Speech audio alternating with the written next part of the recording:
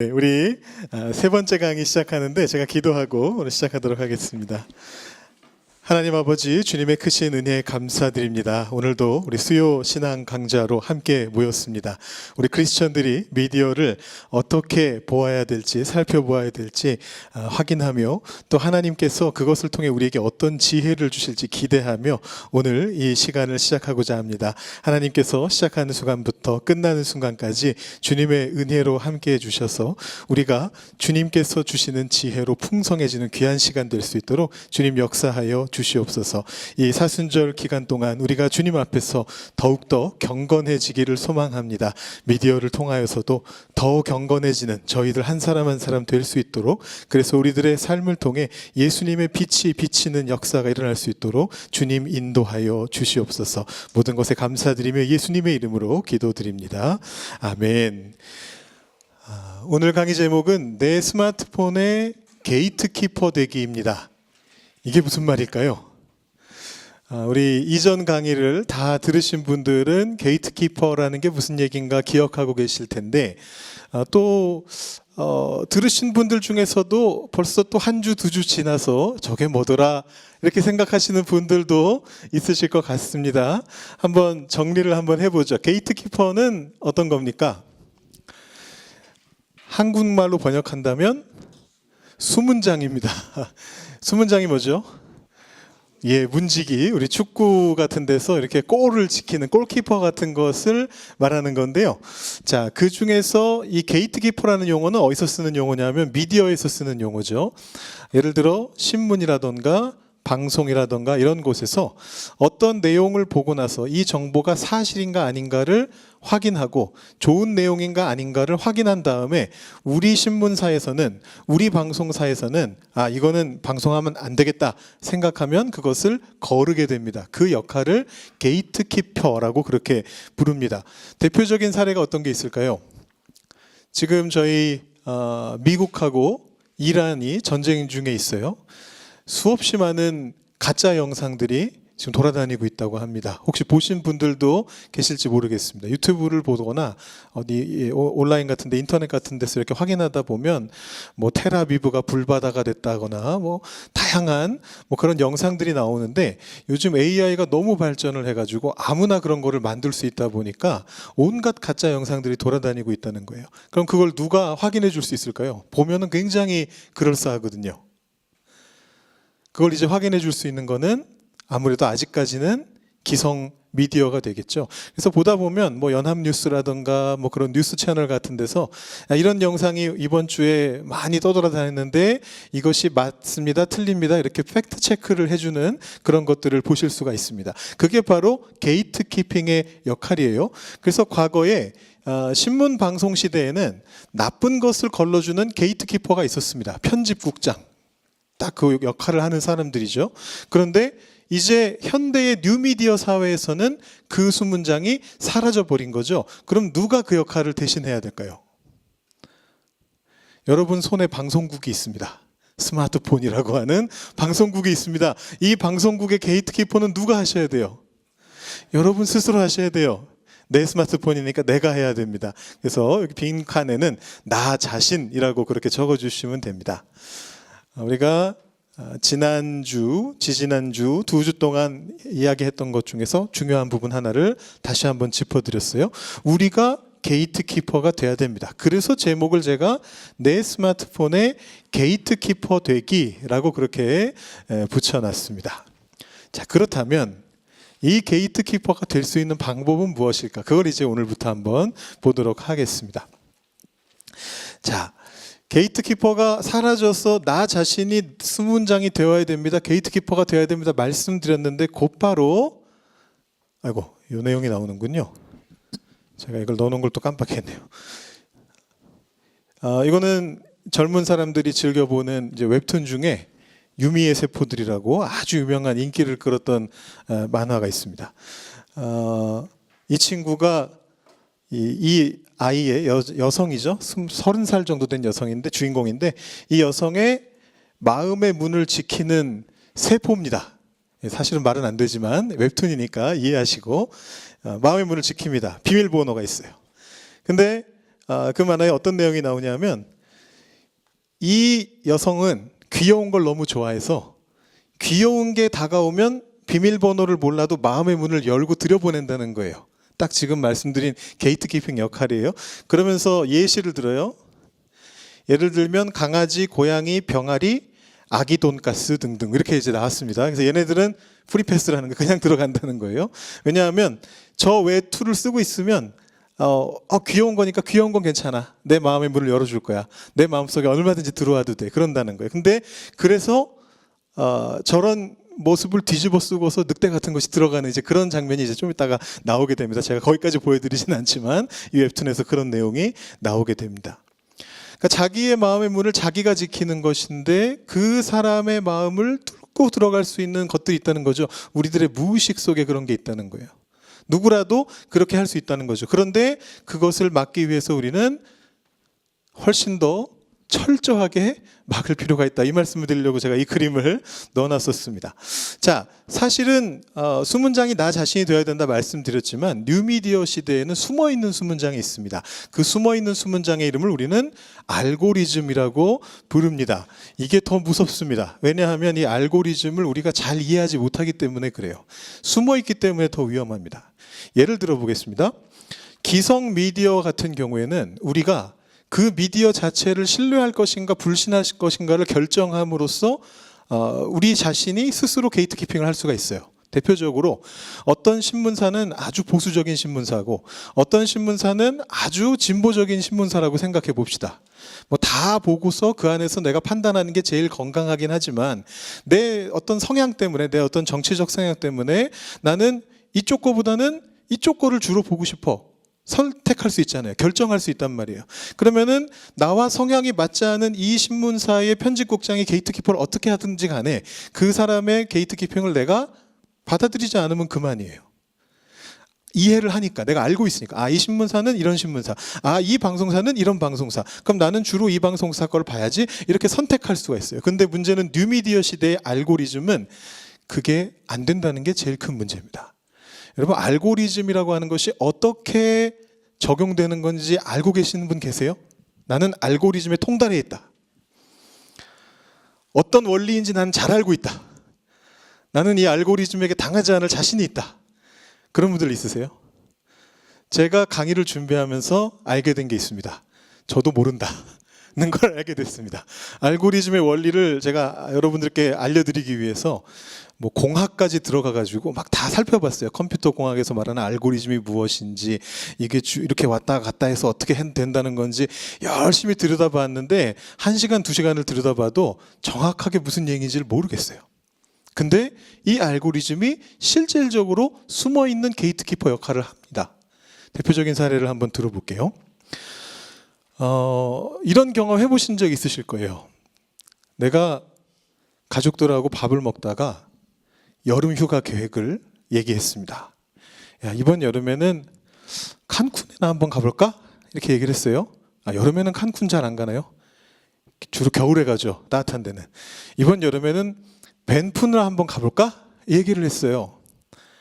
근데 그리고 나서 딱 들어가서 컴퓨터를 켜서 딱 들어갔는데 밴프 관광 광고가 딱 뜨는 거예요. 지난번에 저희 교역자 얘기할 때도 그런 얘기가 나왔었거든요. 근데 제가 어느 그 토요 새벽기도 끝나고인가 거기서 대화할 때도 그 말씀을 들은 것 같아요. 자주 그런 경험을 합니다. 그래서 이런 말을 하시는 분이 있어요. 스마트폰이 우리를 도청한다. 그런 얘기 들어본 적 있으시죠? 얘기해 본 적도 있으시죠? 나는 단 한 번도 밴프 관광에 대해서 컴퓨터나 스마트폰에 직접 찍어본 적이 없는데 써본 적이 없는데 그냥 친구랑 대화 한 번 했는데 전화 통화 한 번 했는데 가족이랑 식사 자리에서 얘기했는데 갑자기 거기가 딱 뜨는 거예요. 어쩌다 그런 일이 벌어진 걸까요? 물론 우리도 모르게 어디선가 숨어있던 도청기가 있을 수도 있지만 스마트폰이 우리를 도청할 수도 있지만 그거보다 더 가능성이 높은 것은 내가 나도 모르게 어느 순간인가 잠깐 그 생각을 했다는 거죠. 그 생각을 표현한 거예요. 뭘로 표현했을지는 모르겠습니다. 이 구글이 알고리즘을 활용하는 방식이 정말 대단한 것 같아요. 어느 정도 수준이냐면 여러분들이 이렇게 어떤 사이트를 이렇게 손가락으로 이렇게 해가지고 조금 넘기시다가 어느 하나가 약간 궁금해졌어요. 예를 들어 밴프 관광이라고 보죠. 딱 있었어요. 그래서 내가 보다가 잠깐 멈추고 3초 정도 그걸 봤어요. 그리고 나서 뭐 언젠가 한번 가야지 그런 거 생각하고 이제 넘겼어요. 그런 거 한 번, 두 번을 딱 캐치를 합니다. 여기서 멈칫거렸어 이 사람이. 이거를 캐치해요. 그리고 나서 아 여기에 관심이 있구나 생각하고 그때부터 막 쏟아내기 시작하는 거예요. 왜냐하면 가능성이 높으니까. 이 관심이 있는 사람은 그 관광지를 갈 가능성이 높으니까 그걸 계속 광고하기 시작하는 거예요. 그래서 어떤 얘기까지 나오냐면 내 마음을 나보다 더 잘한다. 구글이. 네, 내가 생각했던 나도 무의식적으로만 생각했던 거를 구글이 더 잘 알고 있다. 그렇게 얘기해요. 마치 그걸 어떻게 이 구글이 할 수 있느냐 하면 여러분 빅데이터라는 단어가 있습니다. 거기 빈칸에 빅데이터라고 적으시면 되는데 여러분 빅데이터가 뭐죠? 이 빅데이터의 빅은 아주 쉬운 단어입니다. 여러분이 아시는 바로 그 빅입니다. 예, 크다는 뜻입니다. 큰 빅자예요. 큰 빅자니까 한자 같으네요. 큰 빅자예요. 빅데이터는 엄청나게 많은 양의 데이터입니다. 이 많은 양의 데이터를 그 과거에는 사용하지를 못했어요. 왜냐하면 분석하는데 시간이 너무 오래 걸리니까. 그런데 오늘날에는 이 빅데이터를 활용하는 게 너무 쉬워졌습니다. 왜냐하면 그걸 AI가 다 분석해요. 사람 수천 명이 수개월 걸려서 할 것을 AI가 1시간 10분, 5분 만에 그냥 해치워 버립니다. 이번에 다시 한번 미국 이란 전쟁 예시를 드는데 이란 전쟁 시작하자마자 첫날 이란의 최고 지도자가 죽었잖아요. 어떻게 해서 그렇게 됐다고 들으셨나요? 물론 이제 이스라엘 쪽에서 정보부에서 수십 년 동안 정보 수집을 하고 했다 그랬어요. 근데 빅데이터가 큰 역할을 했다 그럽니다. 그래서 이번에 이 전쟁에 AI가 활용이 됐다는 말이 있는데 거의 확실한 것 같아요. 과거 같았으면은 그 데이터들을 다 분석하고 해석하고 하는데 한참 시간이 걸렸을 텐데 그거를 전부 다 AI가 대신해 줬다고 그래요. 그래서 정확하게 이 지점을 폭격하면 최고의 성과가 날 거다라는 것을 AI가 알려줬습니다. 그대로 하기만 했어요. 그래서 초반에 엄청나게 많은 이란의 지도자들이 동시에 사망하는 그런 일이 있었죠. 지금 이제 논란은 AI가 직접 공격까지 하게 하느냐 이제 지금 그거 가지고 논란이 있어요. 그건 아직 아니겠지 이렇게 생각하고 있는데 빅데이터를 분석하는 것에 있어서는 AI만큼 잘하는 게 없습니다. 그러니까 아까 전에 보다가 멈칫한 거 내가 뭐 하나 눌렀다가 아니야 안 볼래 하고 취소한 거 이런 거 하나하나를 전부 다 구글이 분석해가지고 내 마음을 나보다 더 잘 알게 한다라는 것이죠. 그리고 그 알고리즘이 내 무의식을 예측까지 하게 된다라는 것입니다. 아까 제가 보여드렸던 이런 그림. 나도 이거를 넘겨줄 생각은 아니었는데 내 마음속에 이걸 들여보낼 생각은 아니었는데 비밀번호 몰라도 그냥 통과되는 것처럼 알고리즘이 내 무의식을 예측해서 알아서 문을 열어줍니다. 여러분 앞에 스마트폰을 보여줍니다. 그래서 이 알고리즘은 쉽게 말하면 눈치 빠른 식당 종업원하고 비슷해요. 내가 자극적인 것을 한번 클릭하면 내 영혼이 병들든 말든 그건 상관없습니다. 왜냐하면 식당 종업원의 관심은 내가 당뇨병에 걸려 있는지 내가 비만인지 이런 거에는 관심이 없거든요. 입맛을 딱 채워줘서 팁을 딱 따내면 그만이기 때문에 마찬가지로 이 알고리즘도 그냥 내 영혼이 병들든지 어떻든지 간에 더 자극적이고 극단적인 영상을 우리에게 가져다 줍니다. 이거 재밌지? 더 봐봐. 이거 재밌지? 더 봐봐. 그렇게 해서 그것을 유튜브 쇼츠를 보면서 1시간, 2시간, 3시간 시간을 낭비하게 그렇게 만들고 우리의 무의식을 그렇게 바꿔간다라는 것이죠. 그래서 이 알고리즘을 우리가 다 이해하지 못할지라도 그럼에도 불구하고 우리가 이것을 게이트키핑 하는데 활용할 수 있어야 됩니다. 오늘 말씀드리려고 하는 게 바로 이제 그런 부분입니다. 우리가 직접 이 게이트키핑을 해야 하는 그 이유를 제가 두 가지로 한번 정리를 해봤습니다. 첫 번째는 출처가 불분명한 가짜에 속지 않기 위해서, 두 번째는 알고리즘의 어떤 확증 편향을 막기 위해서, 이거 두 가지로 정리를 해봤는데 첫 번째 거 먼저 한번 보시죠. 앞에 말씀드렸던 것처럼 기존 미디어는 출처가 확실합니다. 기본적으로 이거는 조선일보, 이거는 중앙일보, 이거는 동아일보, 이거는 한국일보, 이거는 한겨레, 이거는 국민일보. 정확하게 출처가 있어요. 그래서 만약에 거기에 문제가 발생하면 따질 수가 있습니다. 독자 투고를 하든지 전화를 걸든지 너 이렇게 말했는데 사실 아니잖아 그러면 미안합니다. 사과문 같은 것도 나오고 그렇게 바뀔 수가 있어요. 그런데 유튜브나 기타 우리 뉴미디어 시대에 우리가 보는 것들은 출처가 불분명합니다. 제가 사례를 하나 들어볼게요. 기독공보의 사례가 있습니다. 여러분 기독공보라고 혹시 들어보신 적 있으세요? 아마 여기 계신 분들은 별로 그렇게 익숙하시진 않으실 것 같아요. 이 공보라는 단어에서 유추할 수 있는 것처럼 이것은 기관지입니다. 한국에 이제 양대 교단이라고 불리는 큰 교단 두 개가 있는데 장로교 통합 측하고 합동 측하고 두 교단이 있습니다. 그 중에 통합 측의 기관지입니다. 제가 PCC로 오기 전에 소속되어 있었던 교단이거든요. 예장 통합 측의 기관지가 바로 이 기독공보라고 하는 것인데 정식 이름은 한국기독공보예요. 한국기독공보. 보시면 여기 1946년에 창간됐다라고 되어 있는데 대한민국의 모든 주간지 중에 제일 먼저 창간된 거라고 해요. 그러니까 지금까지 남아있는 모든 주간지들 중에서 기독교뿐만이 아니고 모든 주간지들 중에 가장 먼저 창간된 신문이 이 한국기독공보라고 합니다. 근데 이 한국기독공보는 원래는 이름이 기독교 공보였어요. 이게 창간호인데 1946년에 나온 창간호인데 기독교 공보였습니다. 그러다가 어느 시점 이후부터 이름이 어떻게 바뀌었느냐 하면 교자를 빼고 기독공보 1951년 한국전쟁 때부터 기독공보라는 이름을 쭉 썼습니다. 한글로 바꾸면서 썼습니다.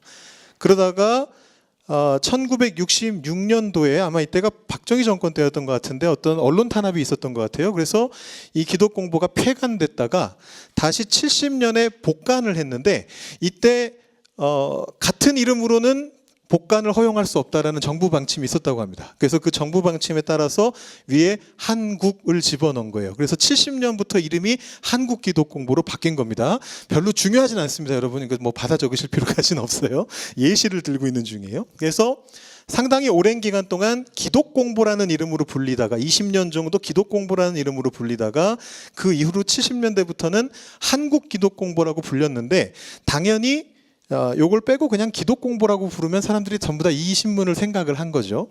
자, 그런데 이 신문사가 이제 온라인으로 전환하게 됩니다. 당연히 이제 인터넷이 발달하면서 온라인 전환을 하게 됐어요.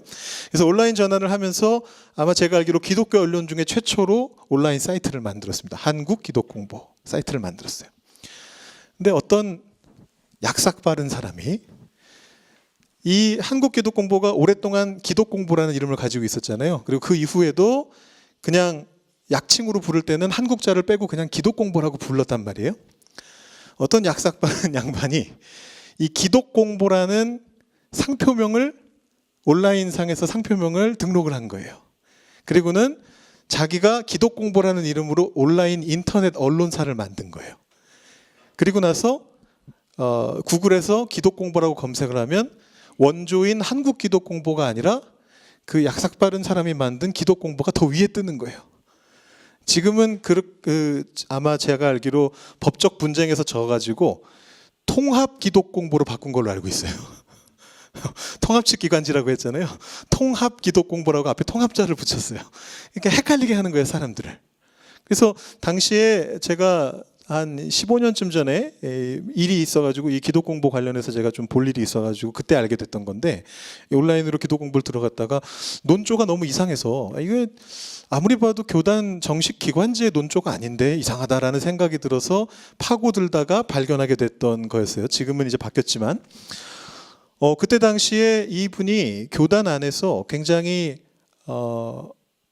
안 좋은 방향으로 이단까지 가진 않았는데 교단 안에서 굉장히 안 좋은 방향으로 분쟁을 일으키던 분이었습니다. 근데 자기들의 입장을 정당화하기 위해서 기독공보라는 표제를 가지고 온라인 언론 활동을 한 거죠. 수많은 사람들이 거기에 낚여가지고 이게 교단의 공식 입장인가 보다 하면서 그쪽으로 가게 되는 그런 일이 있었습니다. 와, 이 정도 되면은 여러분 사실 누구라도 속을 것 같지 않으세요? 수많은 통합층 목사님들이 기독공보 한번 보겠다고 기독공보 이 종이로 된 거 보려면은 어디 뭐 교회에서 구독을 해가지고 가서 거기서 펼쳐서 봐야 되는데 아니면 어디 신학교를 찾아가든지 도서관을 찾아가든지 그렇게 해서 봐야 되는데 온라인으로 딸깍하면 볼 수 있으니까 들어가서 봤는데 자기도 모르게 가짜를 보고 있었던 거죠. 목사들도 그걸 구분하기 쉽지 않은 그런 시대가 왔습니다. 또 다른 사례를 보면요.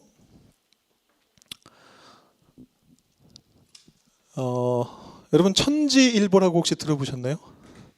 어디선가 들어보신 이름. 어디 기관지일까요? 이름만 들어도 느껴지는 그곳. 예. 이단 신천지. 예, 이단 신천지의 기관지입니다. 천지일보. 뉴스천지도 있어요. 뭐 자매진 것 같아요. 자, 여러분들이 보실 일이 없는 곳이죠. 일상적으로라면 보실 일이 없습니다. 우리가 신천지의 기관지를 뭐하러 보겠어요? 볼 일이 없어요. 정식 언론으로 등록을 했기 때문에 여러분 네이버 같은 데서 뉴스 포털 사이트 같은 데 뉴스를 보시잖아요. 구글 이렇게 여러분 스마트폰에서 왼쪽으로 이렇게 넘기시면 거기 기사들이 쭉 뜨잖아요. 거기에 천지일보 기사들이 올라옵니다. 굉장히 충격적이지만 올라와요. 뭐 보통 보실 때 이게 어느 신문사 거지 보고 보시지 않잖아요. 옛날에야 아까 말씀드린 것처럼 기성 미디어가 힘이 셌기 때문에 조선일보 봐야지 하면서 조선일보를 봤지만 요즘은 막 다 한꺼번에 올라온단 말이에요. 내가 이게 천지일보 기사인지 이게 국민일보 기사인지 구분하지 않습니다. 그냥 봅니다. 그냥 보다 보면 자기도 모르게 신천지 사상이 주입되는 거예요. 세계일보는 어디 겁니까? 세계일보는 천지일보보다 훨씬 크죠. 국민일보보다도 더 부수가 높을 수도 있어요. 세계일보는 어디 겁니까? 통일교 거죠. 예, 이건 완전 기성 언론입니다. 이제 기성 언론화가 됐습니다. 더 이상 세계일보를 보면서 사람들이 이건 통일교 기관지지 그렇게 생각 안 해요. 그냥 한국일보, 조선일보 그 급으로 그냥 생각해요. 세계일보도 본인들이 기성 언론화 되었기 때문에 숨겨놨죠. 최대한 통일교를 지지하는 얘기들 잘 안 하기는 합니다. 거의 대부분의 뭐 기사들, 정치 기사, 경제 기사 이런 기사들은 세계일보에 올라왔어도 뭐 그렇게 이상하진 않아요. 다 괜찮은 기사들이 많아요. 그런데 기가 막히게 그 사이에 숨겨놓죠. 종교에 대한 얘기할 때 통일교가 쓰는 유명한 이름이 있잖아요. 무슨 세계 평화 가정 연합인가 뭐 그런 거 막 쓰잖아요. 옛날에는 통일 써가지고 통일교였다가 지금은 평화를 그렇게 중요하게 생각한다고 해서 가정과 평화, 참부모 뭐 이런 것들을 하면서 계속 얘기하는데 그런 것들을 은근슬쩍 집어넣습니다. 이번에 세계평화가정연합에서 세미나를 했습니다 하면서 홍보를 하죠. 이게 세계일보고요. 세 번째로 거기 보시면 제가 몇 가지를 적어놨는데 제가 언제도 한번 말씀드린 적이 있는 것 같아요. 그 인터넷에서 검색할 때 조심하셔야 된다고. 하나님의 온라인을 통해서 여러분이 혹시 그 기독교 교리라던가 성경에 대한 정보라던가 이런 것들을 검색하려고 검색을 하실 때 상위권에 검색되는 주요 사이트 중에 우리가 절대 들어가서는 안 될 사이트들입니다. 하나님의 교회 지식사전이 참 많이 나옵니다. 일단 이거 다 적어두시고 제가 한번 이따가 설명을 드릴게요. 보여드리면서 설명드릴게요. 하나님의 교회는 그 안상홍 증인회라고 하는 곳이에요. 이단 중에 한국 이단인데 안상홍이라고 하는 사람이 재림 예수다라고 주장하는 단체입니다. 예, 그리고 유명한 그 하나님 어머니라는 호칭을 퍼뜨린 단체입니다. 안상홍이 먼저 죽고 그 아내가 좀 더 오래 살았는데 그 아내를 나중에 신격화하면서 하나님 어머니라는 호칭을 쓰기 시작했어요. 그래서 이 하나님의 교회는 안상홍이라고 하는 이단 계열이고요. JW 온라인 라이브러리 좀 이따가 보여드릴게요. The Church of Jesus Christ of Latter-day Saints 이것도 조금 이따가 보여드리겠습니다. 자, 먼저 한번 보죠. 제가 베델이라고 한번 인터넷에 구글에다가 검색을 해봤습니다. 요즘 구글은 AI 요약을 해줘요. 상당히 그럴듯하게 잘 정리해 줍니다. 베델이 뭔가 검색해 보니까 히브리어로 하나님의 집이라는 뜻을 가진 성경 속 지명입니다. 자세하게 설명해 줍니다.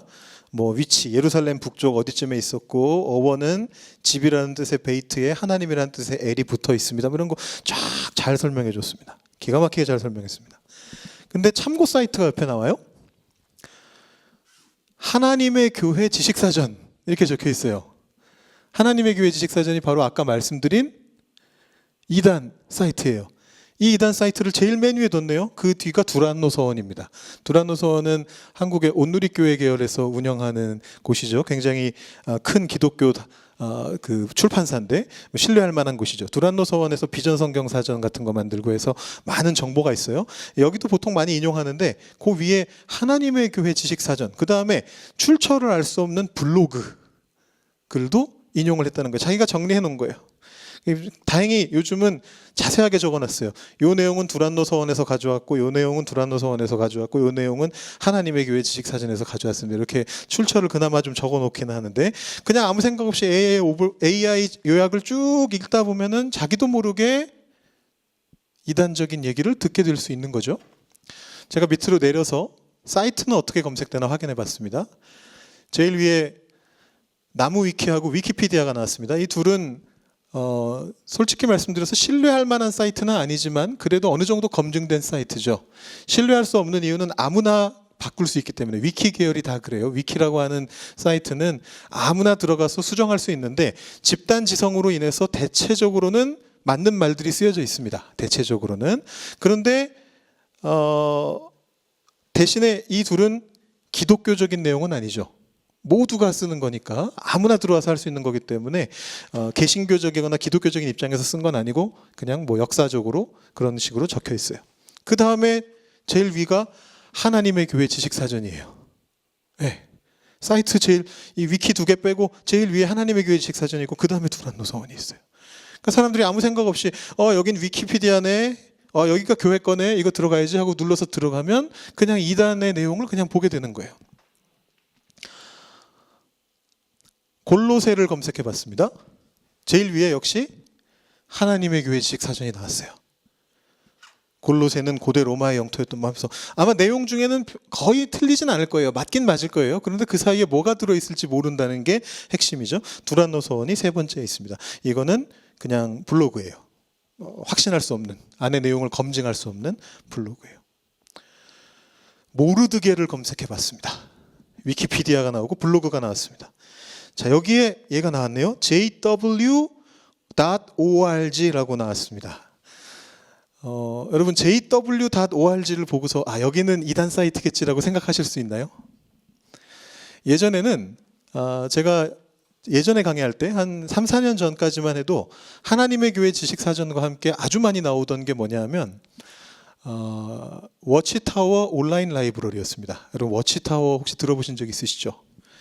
길 가다 보면 이 양복 차려입은 남자 둘이 넥타이까지 딱 메고 이렇게 책 판매대 비슷한 거 세워놓고 서 있잖아요. 여호와의 증인이라고 하는 이단 단체죠. 거기에서 워치타워라고 하는 거를 아주 옛날부터 오랫동안 그 잡지라고 봐야 되겠죠. 그런 것들을 계속해서 발매를 해왔는데 그 워치타워의 내용을 정리해 놓은 게 워치타워 온라인 라이브러리예요. 근데 요번에 검색하는데 이상하게 워치타워가 안 뜨길래 왜 안 뜰까 하다가 찾은 게 이거예요. jw.org가 뭐지 하고 눌러봤어요. 딱 들어가니까 여호와의 증인 이렇게 딱 적혀 있어요. 이제는 티도 안 내요. 네. 워치타워 하면 이제 사람들이 알아보니까 밖에다가 그냥 jw.org 이렇게 적고 그냥 끝낸 거예요. 그럼 뭣도 모르고 예를 들어 지금은 들어와 봤으니까 여호와의 증인이 보이는데 만약에 모르드게를 검색했는데 AI 요약에서 jw.org에서 이렇게 말합니다 그러면은 그 검증도 못 하는 거예요.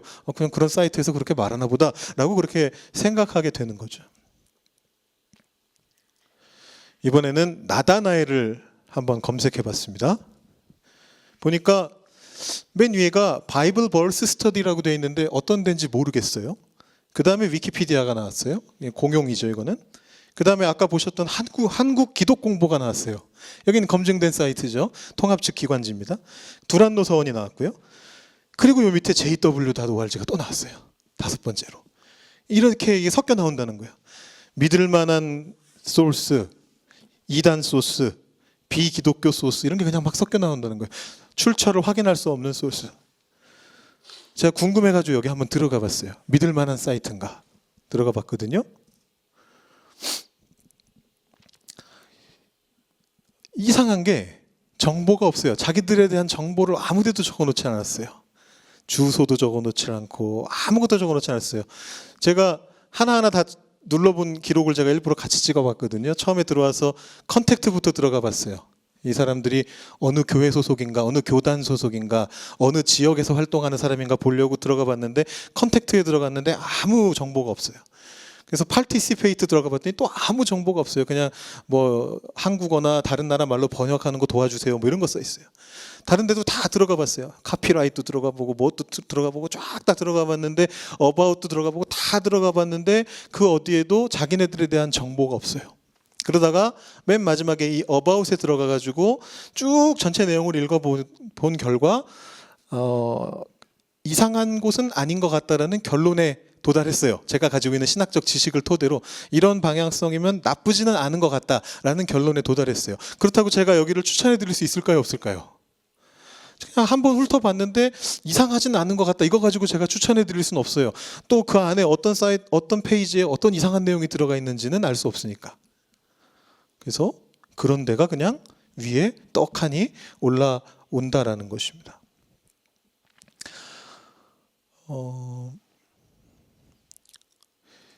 요거는 이제 이미지 검색인데요. 저는 이제 설교를 하다 보니까 이미지를 검색해야 될 일이 많이 있습니다. 여러분들 앞에 보여드려야 될 때가 있잖아요. 뭐 여러분들은 이럴 일은 별로 없을 것 같기는 해요.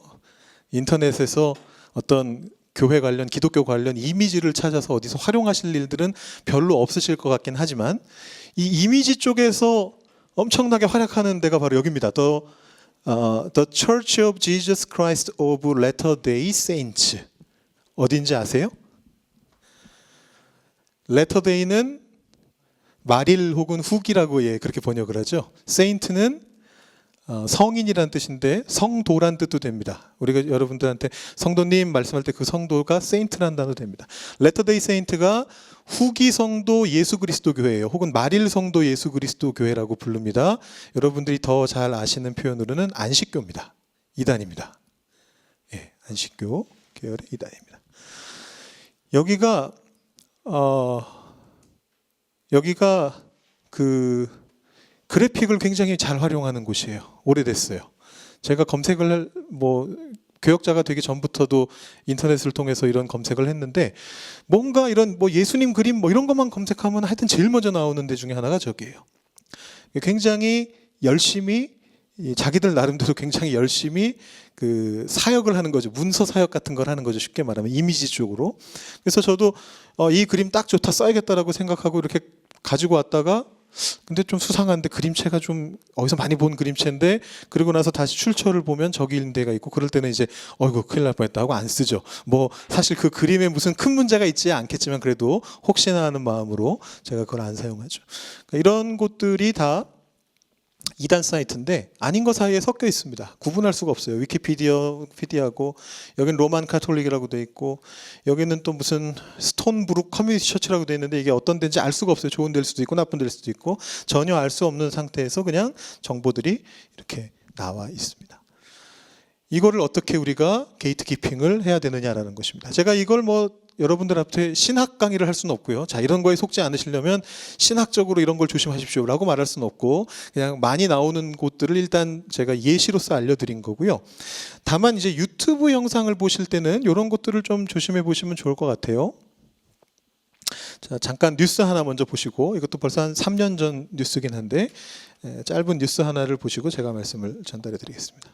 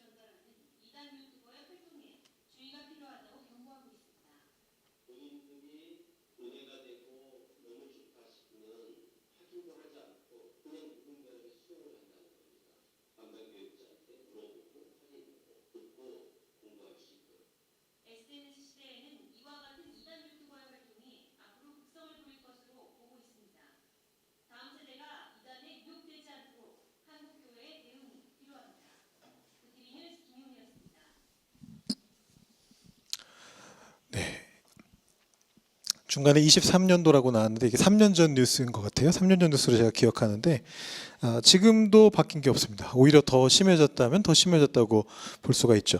아까 보셨던 첫 번째 나왔던 분은 기쁜 소식 선교회 소속 목사인데 본인이 이단이라는 거를 티를 안 내죠. 거의 안 냅니다.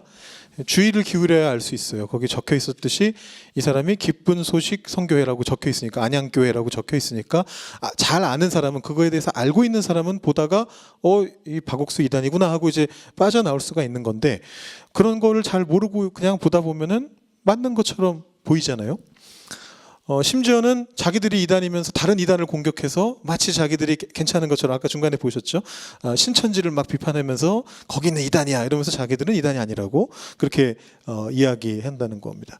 그럼 참고로 이 깊은 소식 선교회는 토론토에서도 엄청나게 열심히 활동하고 있습니다. 주의를 기울이셔야 되는 곳 중에 하나예요. 아주 활동적으로 활동하고 있고, 제가 알기로 박옥수 목사도 왔었던 걸로 알고 있어요. 토론토에 최근에.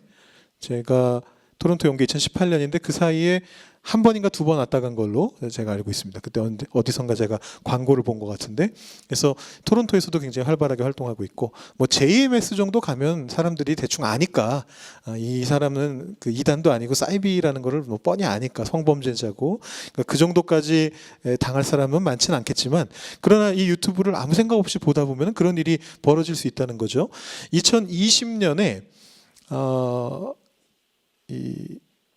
어느 온라인 기독 언론에서 주의사항을 전달한 적이 있습니다. 이런 유튜브 영상을 보다가 자가 체크해 볼 수 있도록 셀프 체크를 해가지고 11개의 질문에 대해서 스스로 체크를 한 다음에 그 중에 뭐 4개 이상이면 그 영상은 보지 마시라, 2개면 조심하시라, 뭐 이런 식의 11개의 셀프 체크리스트를 준 적이 있는데, 그 11개를 다 알려드리도 복잡하시니까 제가 그걸 4개로 정리를 했습니다. 이 안에 11개 내용이 다 들어있습니다. 4개로 줄였는데요. 이걸 한번 저희가 보면서 가죠.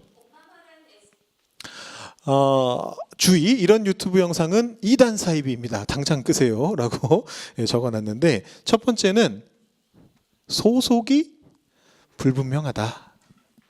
제가 아까 중간에 그 바이블 벌스 스터디라는 곳을 보고서 문제는 없어 보이지만 추천드릴 수 없습니다라고 했던 이유가 그거였잖아요. 자신들의 소속을 밝히지 않아요. 그러면 확신할 수 있는 방법이 없어요. 무슨 생각으로 어떤 배경으로 이걸 하고 있는지를 정확하게 알 수 있는 방법이 없기 때문에. 근데 이런 유튜브 영상 중에서도 자신의 소속 교단, 교회 같은 거를 제대로 밝히지 않으려고 하고, 때로는 비밀 교육으로 유도하는 그런 경우가 있다고 합니다. 2020년대부터, 이건 2020년에 나온 리스트인데 2020년대부터 더 강화가 됐대요. 여러분, 코로나 코비드 19 때문에 사람들이 사람을 만나는 게 힘들었던 시기가 있었잖아요. 그 전까지 이단 사이비들은 전도를 하기 위해서 사람들을 만났어요. 대면 1대1로 만나가지고 그 사람을 자기네 곳으로 끌어들였는데, 코비드 19 때 비대면으로 전환을 했다는 거예요. 유튜브 같은 걸 활용해서. 근데 했더니 대면보다 효율이 훨씬 좋더라는 거죠. 본인들이 해보니까. 그래서 지금은 하이브리드 방식으로 한다고 합니다. 이단이 굉장히 스마트해졌어요. 하이브리드가 뭐죠? 2가지가 섞여 있다는 뜻이죠. 그래서 유튜브 같은 걸로 사람들을 끌어모은 다음에 대면 교육으로 유도하는 그런 것이 있으면 일단 의심해 봐야 된다. 두 번째, 요건 이제 한국의 이단들의 일반적인 특징인데, 시대별 구원자에 대해서 얘기한다. 무슨 얘기냐면, 예수님 시대는 지났다.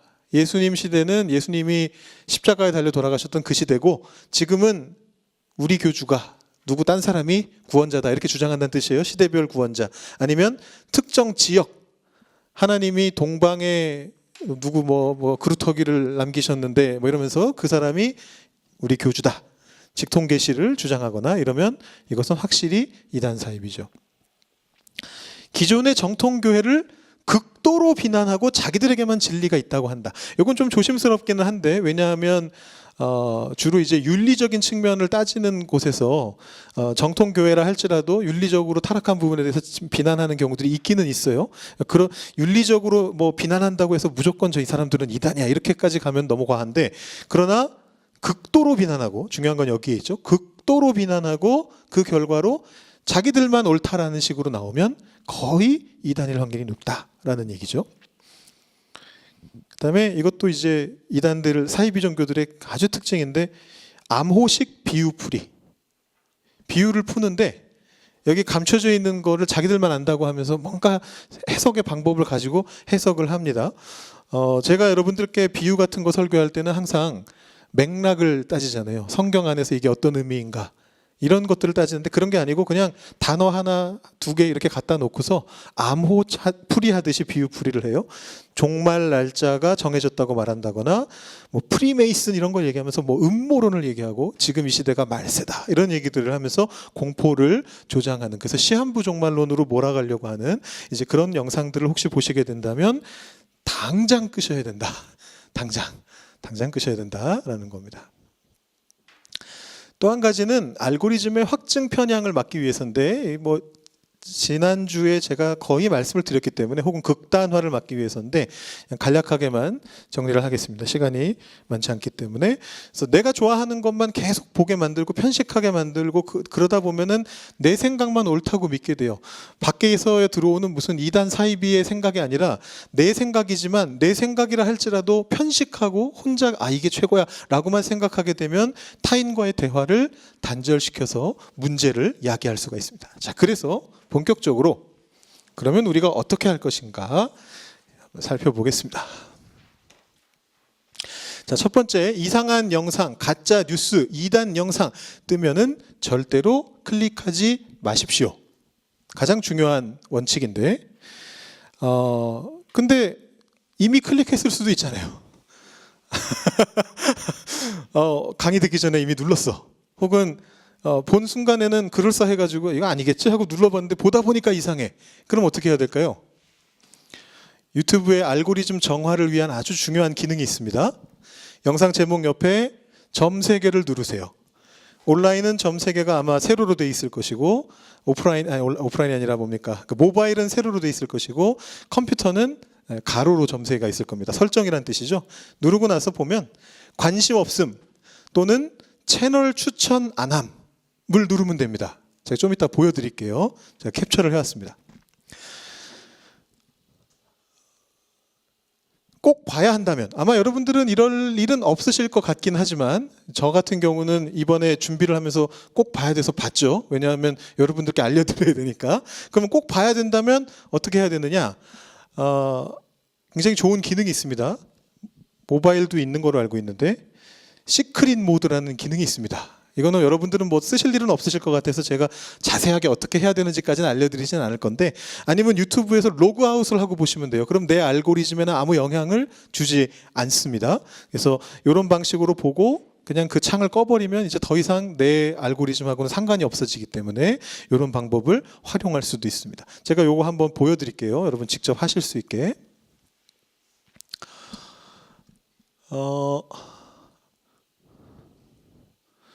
이건 그냥 어느 한 페이지를 찍었습니다. 아무 뭐 없습니다. 아무 뭐 검색도 한 게 아니고 유튜브 화면에서 그냥 하나를 딱 찍었습니다. 보면은 이거는 여기 스폰서 적혀 있죠. 광고죠. 이건 그냥 광고입니다. 여기 이제 유재석 씨 나오는 유퀴즈 프로가 있고, 요거는 The Gentle Bible 돼 있는데 어떤 데인지는 모르겠습니다. 성경 관련된 게 하나 나와 있고, 뭔지 잘 모르겠는데 아마 외국 유튜버인 것 같고요. 그 다음에 한국 그 힙합 가수고, 저쪽에는 그 생존하는 뭐 그런 프로그램인 것 같아요. 예능 같은 계열이죠. 그래서 숲 속에 하우스를 지어서 뭘 한다 뭐 이런 프로그램이에요. 자, 이 4개 중에 6개 중에서 제가 예시로 들기 위해서 예를 골랐습니다. 여기 보시면 점 3개가 땡땡땡 찍혀 있습니다. 제목 옆에, 그죠? 이게 바로 설정 버튼이에요. 누르시면 이렇게 뜹니다. 그래서 이 영상을 내가 다시 보고 싶으면 요 위에 3개를 누르면 돼요. 재생 목록에 저장하든지 나중에 볼 동영상에 저장하든지 현재 재생 목록에 추가하든지 여기다가 추가를 해놓으면 나중에 다시 보실 수가 있어요. 오프라인 저장도 이거는 이제 유료로 쓰시는 분만 아마 될 거고 이렇게 할 수 있어요. 근데 요 밑에 보시면 관심 없음, 그 밑에 채널 추천 안함, 이렇게 2가지가 있습니다. 신고는 함부로 누르시면 안 되고, 이 신고는 이제 이게 진짜 누가 봐도 사회에 무리를 일으키는 심각한 거라서 유튜브에다가 이거 빨리 내려주세요 하고 할 때 쓰는 거고, 근데 뭐 2단 사이비를 그렇게까지 할 수는 없는 거니까 관심 없음이나 채널 추천 안 함을 누르시면 됩니다. 자, 두 가지를 어떻게 다르게 구분할 수 있을까요? 두 개 중에 어느 게 더 효과가 좋을까요? 관심 없음이 더 효과가 좋아 보이죠? 관심 없음을 누르면 이것과 관련된 비슷한 류의 것이 다 없어집니다. 물론 한 번에 없어지진 않아요. 시간이 많이 걸립니다. 그렇지만 이런 게 나올 때마다 관심 없음을 누르시면 계속 누적을 시켜야 됩니다. 관심 없음 누르면 이게 적게 나와요. 근데 어쩌다가 또 나와요. 그럼 또 관심 없음을 누르셔야 돼요. 계속해서 반복적으로 몇 번 하다 보면 이제 앞으로 이렇게 생긴 것들이 안 나오게 됩니다. 채널 추천 안 함은 어떤 때 쓰는 거냐면 확고부동하게 이거는 2단 채널이야. 다시는 쳐다보고 싶지도 않아. 채널 추천 안 함을 누르시면 돼요. 그러면 이 채널의 것은 하나도 보지 않을 수가 있습니다. 이거는 기다리실 필요 없습니다. 오래 기다릴 필요가 없습니다. 그냥 이거 누르는 순간부터 바로 그냥 이 채널은 더 이상 내 피드에는 안 뜨게 돼요. 그래서 이 장단점이 각각 있는 거죠. 이거는 여러 번 눌러야 되는 대신에 비슷한 거를 다 안 볼 수 있는 방법이고, 이거는 채널 자체가 확실히 문제가 있다는 판단이 들었을 때 선택할 수 있는 즉각적인 방법입니다. 채널 추천 안 함을 누르시면 이 채널의 동영상이 다시 추천되지 않습니다. 이렇게 뜨고요. 실행 취소 버튼이 나옵니다. 그냥 두시면 돼요. 누르시면 안 되겠죠. 그 다음에 관심 없음을 누르면 동영상 숨김이라는 글자가 나오고 실행 취소가 나오는데 안 누르시면 이대로 적용이 되는 겁니다. 근데 아까도 말씀드린 것처럼 알고리즘이라고 하는 것은 한 번에 내가 하나의 버튼을 누른다고 해서 바로바로 해결되지 않습니다. 계속 반복적으로 이건 아니다 싶은 것들을 없애야 정화를 할 수가 있습니다. 대신에 반대로 은혜롭고 유익한 채널을 발견하면 구독하고 좋아요를 누르시는 거예요. 그러면 그 곳에서 올라오는 것들이 내 피드를 점령하게 되고 그 곳과 관련된 것들이, 좋은 것들이 계속해서 알고리즘이 추천을 합니다. 그래서 거기 빈칸에는 구독과 좋아요, 여러분 어디서 많이 들어보신 거죠? 구독과 좋아요, 알림 설정 이렇게 해주시면 되겠습니다. 자, 좋은 채널 한번 추천해 보죠. 안전한 기독교 방송사. 일단은 물론 아까도 말씀드렸듯이 이들이라고 해서 무조건 다 믿을 수 있는 건 아니지만 그래도 검증이 되어 있는 곳인 거죠. 예, 그래서 보시면 CBS 기독교 방송이죠. 극동방송, CTS. CTS가 아마 그 인터넷 초창기에 한국의 주요 교회들이 연합해가지고 인터넷 선교를 하자라는 취지로 만든 방송, 인터넷 방송사로 제가 알고 있어요. CTS도 지금 활발하게 활동하고 있고, CGN은 아마 저기 온누리교회 쪽에서 하는 걸로 제가 알고 있고요. 근데 이 CGN이 퐁당이라고 하는, 제가 이따가 화면 하나 보여드릴 건데, 퐁당이라고 하는 사이트를 만들어서 지금 적극적으로 한 5년 정도 된 것 같아요. 열심히 하고 있는데 거기에 굉장히 양질의 프로그램들이 많다고 합니다. 그거를 무료로 제공한다고 해서 유튜브하고 별개로, 유튜브에서도 보실 수 있지만 유튜브와 별개로 퐁당이라는 사이트도 활용해 보실 수가 있겠고, 국민일보, 노컷뉴스는 CBS의 자회사죠. 뭐 이런 데가 이제 기독교 방송사라고 보실 수가 있겠고요. 신앙의 궁금증을 해결해 보고 싶으실 때는 CBS 프로그램 중에 잘잘법이라고 있습니다. 잘잘법은 잘 믿고 잘 사는 법의 줄임말입니다. 그래서 네, 검증된 목회자와 교수들의 명쾌한 문답을 그 안에서 보실 수가 있는데, 주로 이제 활동하시는 분은 청파교회 김기석 목사님, 또 연세대학교의 학부대학의 김학철 교수님, 또 횃불 트리니티 대학교의 김진혁 교수님, 뭐 이런 분들이신데, 이제 주로 이럴 때는 어떻게 해야 돼요? 이런 질문이 생겼을 때 그 질문에 대한 대답을 해주시는데 굉장히 명쾌하면서도 굉장히 중도적이라고 해야 될까요? 이걸 굉장히 잘 이것저것 모든 것들을 다 따져가면서 어느 방향으로 가야 될지를 알려주는 이제 그런 역할을 하는 프로그램입니다.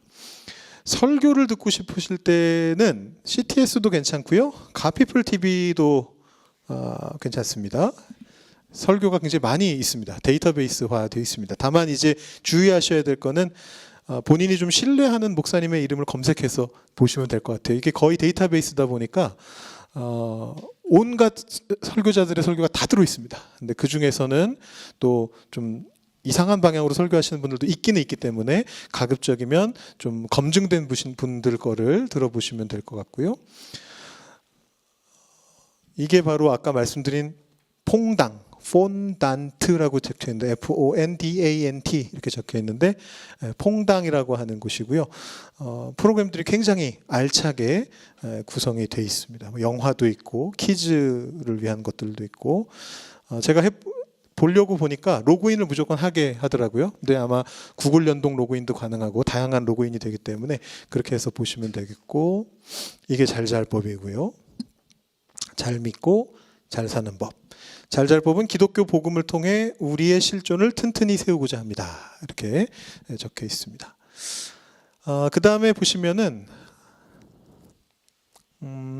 성경 공부 쪽에 조금 관심이 있으시다면 바이블 프로젝트를 참고하셔도 좋을 것 같아요. 바이블 프로젝트는 원래는 한국어가 아닌데 영어로 되어 있는 건데 한국어판이 지금 계속해서 나오고 있습니다. 제가 쭉 봐봤는데 굉장히 질이 좋고 볼만한 이제 그런 내용들이 담겨져 있고요. 우리 영광선교회 어르신들께서 검증하신 명품 방송들이 있습니다. 저희가 지난 몇 년 동안 열심히 봤는데 C채널에 명성교회에서 하는 거죠. 성지가 좋다. CGN의 박종길 목사의 성경 속 인물 탐구. 그다음에 저희가 요즘 보고 있는 거는 휴먼 네컷입니다. 우리 이런 것, 이 휴먼 네컷은 이제 간증에 해당하는 좀 우리 기독교 신앙인의 간증들을 정리해 놓은 거고요. 보시면 이게 바이블 프로젝트입니다. 그래서 약간 이제 애니메이션 스타일이긴 한데 아주 깔끔하게 나레이션이 잘 돼 있어가지고 볼만했고요. 그 다음에 이게 휴먼 네컷이네요. 네, 그래서 뮤지컬 만드신 음악 감독의 간증 한 25분 정도 됩니다. 그래서 이런 다양한 분들의 간증들을 정리해 놓은 이제 그런 것입니다. 제일 좋은 데는 여기를 추천해 드리고 싶네요. 네. 구독자 1.07 천명, 1070명 정도 구독자, 동영상 2400개. 2400개 다 보시려면 상당한 시간이 걸리실 것 같은데 네. 좋은 사이트가 하나 있습니다. 어디서 많이 본 사람도 있네요. 네. 좋은 사이트가 있습니다. 아까 중간에 여러분 보셨던 영상에서 이단 전문가가 그런 얘기를 하잖아요. 담당 목회자의 확인을 받으라 그런 얘기를 했는데 요즘 같은 온라인 시대에는 사실은 정보나 좋은 정보를 구한다는 것은 어렵지가 않아요. 어디에서든지 누구의 설교든지 들을 수 있고 누구의 정보라도 다 가져올 수 있는 시대입니다. 문제는 뭐냐 하면 그것을 어떻게 검증하느냐는 건데 제가 여러분들께 스스로 여러분들의 알고리즘을 검증하실 수 있도록 알려드렸지만 그래서 최소한의 여러분들께서 보시다가 이건 아닌 것 같다 싶을 때 어떻게 대처해야 되는지를 알려드렸지만 구분하기 어려운 것도 정말 많습니다. 제가 아까 보여드렸던 것처럼 목회자인 제가 봐도 신학 공부를 한 제가 봐도 이게 맞나 틀리나 확실하지 않은데 이런 것들이 굉장히 많아요. 그걸 어떻게 다 여러분들이 검증을 하세요? 그럴 때는 가져오시면 됩니다. 그래서 되도록 신뢰할 만한 분들 중심으로 가장 신뢰할 수 있는 사람으로 우리 교회 채널과 또 우리 교회를 거쳐간 많은 목사님들 중에 여러분들께서 직접 부딪히셨던 분들 있잖아요. 그래서 이 목사님은 정말 성품도 훌륭하고 신학도 훌륭하시고 믿을만하고 신뢰할 수 있다라고 생각하시는 그런 목사님들이 계시다면 그분들의 영상들을 같이 보시면서 그거를 기반으로 여러분의 신앙을 딱 다져 놓으시고 거기에서 이제 플러스 알파가 계속해서 나아갈 수 있게끔 하시는 것이 가장 좋은 방법이다라고 생각을 합니다. 그래서 이번 주 실천 과제는요. 한번 우리 유튜브 대청소를 해보자. 알고리즘 대청소를 해보자라는 것입니다. 아마 여러분 이미 잘 하고 계시겠지만 그래도 아까 그 채널 추천 안함 그다음에 관심 없음 이 방법을 알려드렸으니까 혹시라도 내가 이렇게 보는 것들 중에 이건 좀 아닌 것 같다라는 생각이 드시는 게 있으면 좀 이렇게 청소도 해보시고 또 여러분 중에 그런 분들도 계실 수 있어요. 뭐 의도한 게 아닌데 실수로 손가락 잘못 눌러가지고 뭔가 이상한 거가 눌렸는데 그 다음부터 계속 그게 뭐 추천되고 그래가지고 내 유튜브에 왜 이런 게 올라와 이런 것들이 있으실 수 있어요. 그런 것들도 되도록이면 추천 안 함 딱 이렇게 하셔가지고 이제 보지 않으시고, 또 AI로 조작한 것 같은 영상들 이런 거 보시면 제가 첫 주에 보여드린 것 같은 그런 거 보시면 채널 추천 안 함 이렇게 하셔서 여러분들의 유튜브를 깨끗하게 만들어 보시면 좋을 것 같습니다. 그리고 지금 사순절 기간이니까 우리 함께 중보기도 하시면서 여러분들의 영혼도 한번 깨끗하게 해보시면 좋을 것 같습니다. 네, 여기까지 제 강의를 마치고요. 제가 기도하고 마치도록 하겠습니다.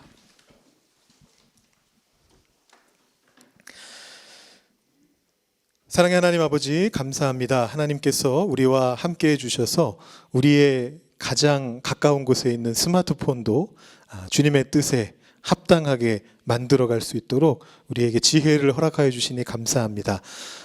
우리가 보는 것들 때문에 우리의 신앙이 흔들리거나 우리의 마음이 불안해질 때가 있습니다. 하나님, 그럴 때에 우리가 검증된 것을 보며 하나님의 마음을 읽고 그 마음 안에서 참된 하나님의 뜻을 살아갈 수 있는 저희들이 될 수 있기를 소망합니다. 주님께서 우리에게 베풀어 주시는 지혜 때문에 우리의 인생이 주님 안에서 즐겁고 행복한 인생 될 수 있도록 어느 순간에나 함께하여 주시옵소서.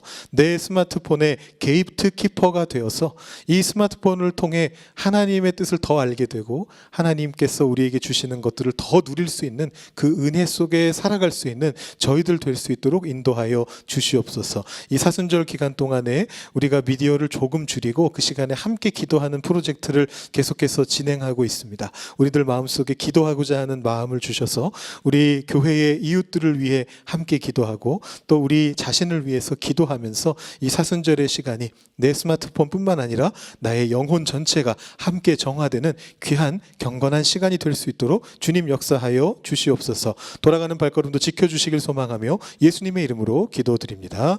아멘. 네, 마치겠습니다.